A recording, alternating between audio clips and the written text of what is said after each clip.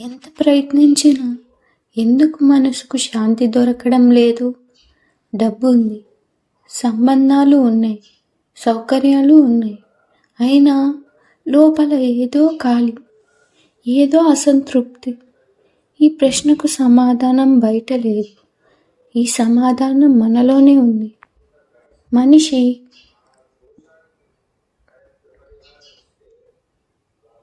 పుట్టిన నాటి నుండి ఒకటే అన్వేషణ చేస్తుంటాడు, సుఖం. పిల్లాడు బొమ్మలో సుఖం చూస్తాడు, యువకుడు విజయాల్లో సుఖం చూస్తాడు, వృద్ధుడు విశ్రాంతిలో సుఖం చూస్తాడు. కానీ ఏ దశలోనూ ఆ సుఖం నిలకడగా ఉండదు. ఎందుకంటే మనం వెతుకుతున్న సుఖం బయటది కాదు.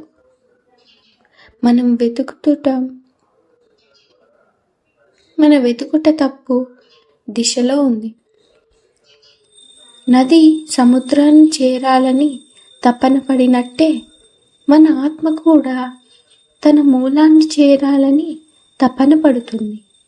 చాలామంది అడుగుతారు, వాడు ఏమి చేయకపోయినా బాగున్నాడు, నేను కష్టపడినా ఎందుకు బాధలు?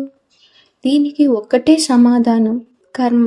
కర్మ అంటే శిక్ష కాదు, కర్మ అంటే ప్రతిఫలం. నిన్న చేసిన పని ఈరోజు నీ జీవితం, ఈరోజు చేస్తున్న పని రేపటి నీ విధి. విత్తనం వేస్తే మొక్క వస్తుంది, మొక్క పెరిగితే ఫలితం వస్తుంది. కానీ దానికి సమయం పడుతుంది, అంతే తప్ప తప్పించుకోలేం. చాలామంది దేవుడిని బయట వెతుకుతారు, గుడిలో, తీర్థంలో, పర్వతాల్లో.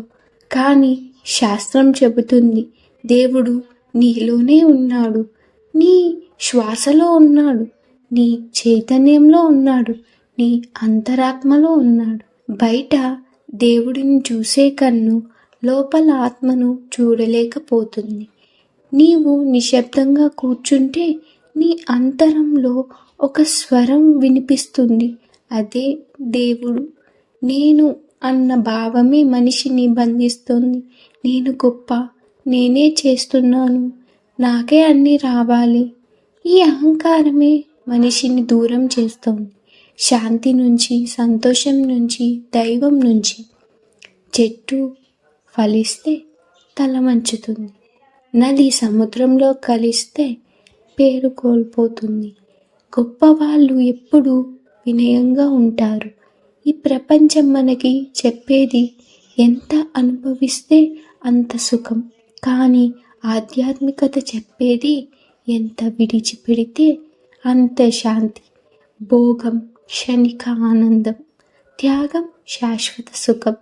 నీకు అవసరం లేని దాన్ని వదిలేయగలిగితే నీకు కావలసినది నిన్నే చేరుకుంటుంది. మనసే బంధనం, మనసే విముక్తి. మనసు కోరికల వైపు పరుగెడితే బాధ, మనసు చైతన్యం వైపు తిరిగితే ఆనందం. ఆలోచనలను ఆపలేకపోయినా వాటికి దాసుడిగా ఉండకండి. మీరు ఆలోచనలు కాదు, వాటిని చూసే సాక్షి. భక్తి అంటే పూజలు కాదు, వ్రతాలు కాదు. భక్తి అంటే నీ పనిని నిష్కామంగా చేయడం, నీ బాధ్యతను ధర్మంగా నిర్వర్తించడం, నీ జీవితం ద్వారా మంచిని పంచడం. అదే నిజమైన ఆరాధన. ఈ జీవితం ఒక ప్రయాణం, లక్ష్యం ఆత్మజ్ఞానం. బయట అన్నీ మారుతాయి, లోపల ఉన్నది ఒక్కటే శాశ్వతం. నీవు వెతుకుతున్న సుఖం, నీవు పరిగెత్తుతున్న ఆనందం, నీవు ప్రార్థిస్తున్న దేవుడు అన్నీ నీవే. ఈరోజు ఒక నిర్ణయం తీసుకోండి, ఇకపై తులన చేయను, ద్వేషించను, అవసరం లేని దానికి బాధపడను. నాలో ఉన్న వెలుగును గుర్తిస్తాను, నిశ్శబ్దాన్ని సాధన చేస్తాను, జీవితాన్ని ఒక యజ్ఞంలా జీవిస్తాను. అప్పుడు నీ జీవితమే ఒక ప్రార్థన అవుతుంది, నీ శ్వాసే ఒక మంత్రం అవుతుంది, నీ జీవితం దేవునికి దగ్గరగా మారుతుంది. ఇలాంటి ఎన్నో ఆధ్యాత్మిక విషయాల కోసం మన ఛానల్ను సబ్స్క్రైబ్ చేసుకోండి. నచ్చితేనే ఈ వీడియోని లైక్ చేయండి.